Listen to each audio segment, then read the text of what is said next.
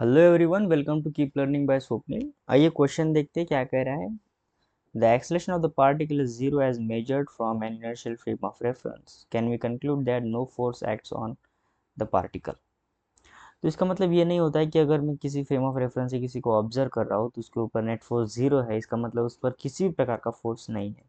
तो ऐसा नहीं होता है। मान लो अगर कोई पार्टिकल के रेस्ट पे है तो नीचे की तरफ एम जी एक फोर्स लग ही रहा है, ऊपर की तरफ एक नॉर्मल तो फोर्स लग ही रहा है।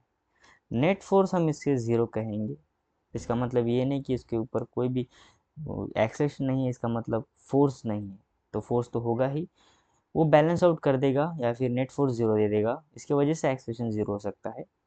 या फिर हम जिस फ्रेम ऑफ रेफरेंस पे खड़े हैं उस फ्रेम ऑफ रेफरेंस से हमें ऐसा लगता होगा कि उस पर कोई भी फोर्स नहीं है।